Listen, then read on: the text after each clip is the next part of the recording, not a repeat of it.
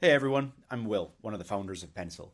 Today I'm going to walk you through how to shoot photography with Pencil's new and updated image generation magic tool. So over the next few minutes, I'm going to walk you through how to choose which image generation model to work with, how to start by using text prompts to generate images, then how you can get more control using sketch inputs or style reference inputs to supplement your text prompts to get even higher quality outputs. Then we'll look at how we use magic editing tools, including fill, erase, and expand to use AI to edit imagery after it's been generated. And then finally, how we use pencil features like predictions and provenance data to further refine what you're generating and make sure it's ready to be used in finished ad creatives or wherever you want to use it.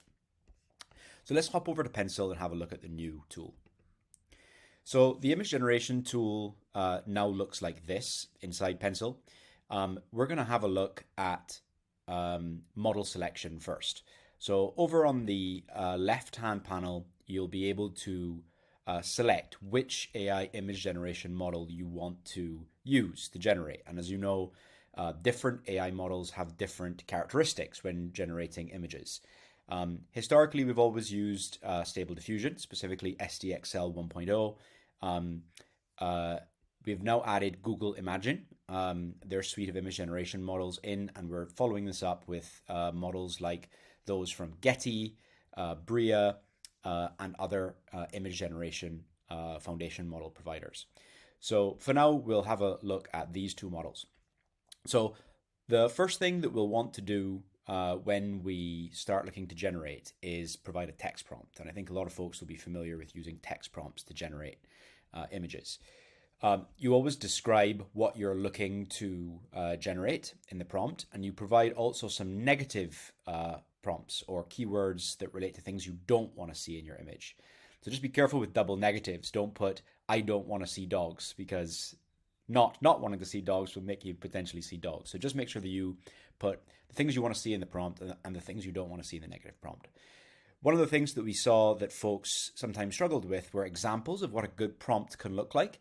So we've included some prompt templates here across different sectors, from automotive to fashion. And all you have to do is hover over the image to see what prompt was used to generate it. And this includes, technical prompt language like bokeh effects or focal lengths and aperture settings, shutter speeds, and different types of things. So remember, you can always include that kind of language in your prompts to make them more accurate and to generate the kind of images you're looking for. You can also click on one of these images to kind of load up that prompt and then edit it from there if you'd like to, or you find it easier. In this case, we've already generated a bunch of images, which I'll show you and use for this demo. So we'll open up our variations panel. So all of the images that you've historically generated in this image generation project will appear here in your right panel. And we can click on a couple of those just to show. So this was generated using Stable Diffusion. This is a kind of a classic output of the SDXL 1.0 model. And you can click on the three-dot menu here and click View Provenance to see what prompt was used and what model was used to generate this image. So this is the prompt that we used in this case. In addition to providing a text prompt, there are a few other new settings that you can provide to generate images that you want. The first I want to show you is called Compose, and this tool basically enables you to provide pack shot images or elements, which might be, for example, hands or rocks or other kind of features that you'd like to use, and you can arrange those elements in the canvas.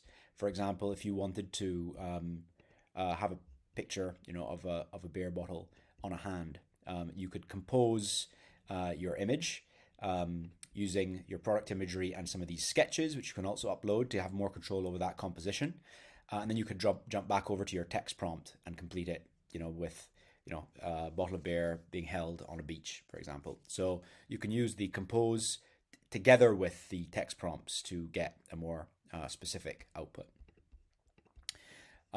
The Other new input that we have is called style references. So here you can upload images, or you can use one of the standard templates to shoot or generate images in the style that you select. So together with text prompts, a composition, and a style reference, it's quite a lot of control now over the kinds of the ways that you can generate imagery. Let's have a look at the editing capabilities. So there are three editing tools here at the top. Magic Fill, where you can basically select something in your image, and once it's been selected, you can provide a text prompt to change just that part of the image. And we've done that here, where we've selected this bowl, we've provided a prompt like chocolate cake, and then we've, changed just that zone of, the food that's on this table here to chocolate cake, but it's otherwise the same image. So Magic Fill is really useful for doing things like that. Smart Erase does the opposite. So if you select Smart Erase, you basically select something that you want to remove from an image, and then you just click Erase, and it will remove it and fill in the background using the information in the rest of the image to do that.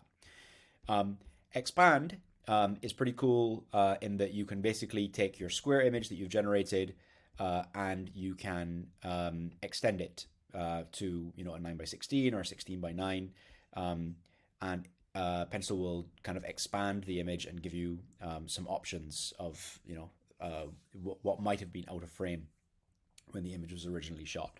So I think we have some examples here of where this has been done. We can also wait for this to generate, and you can have a look at some of the options. While that's generating, there are a few other things that would be fun to take a look at. So one of the things is looking at the outputs of the different models.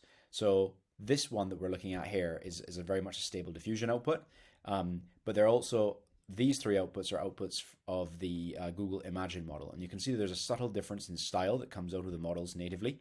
Imagen is particularly good at people and faces, so whereas there are some issues here, for example, with the eyes from out of Stable Diffusion, this example from Imagen is quite a lot better. And by choosing different models for different scenarios, you can get different style effects, but you can also get to a better outcome for specific briefs or types of imagery faster. So if we come back to the one that we generated here, this is an example of where we've kind of gone from the original image and we've expanded it to fill in a full 9x16 frame, and Pencil has given kind of two options here for what the additional bits of the image in the 9x16 might look like. And obviously you can go with one of them. This one in particular looks quite good, but if you don't like it, you can always try again. And as with everything AI, sometimes you need a few iterations to complete the task. So just a few other things to show you. Two other things, actually. One is that obviously you're getting your predictions overlaid on top of all the images that you're generating, as always with Pencil. So green obviously means that Pencil thinks this image is going to work well relative to other images and how they've been performing in ad accounts for the sector you've chosen. Orange means we think it will maybe not perform so well. So it's nudging you towards images that it thinks are going to perform well, and you can change the metrics for the predictions easily here to see what kind of imagery is going to perform for different media outcomes. The other thing that we've had a lot of requests for is to be able to use AI to edit existing images, not just ones you've generated inside Pencil. So if you click Add Variation, it brings you back to the standard canvas, and you can see here, you can either upload an image or you can start by entering a prompt to generate a new one. So if you upload an existing image, you can use your AI editing tools to modify an existing image. So all in all, that's all of the features of our new image generation tool. We're really, really excited about it and the control that it gives creative users over the kinds of imagery you want to develop. We've got lots of new features coming to this magic tool over the next few months, and I'm excited to share those with you when those come out as well. Have fun. Cheers.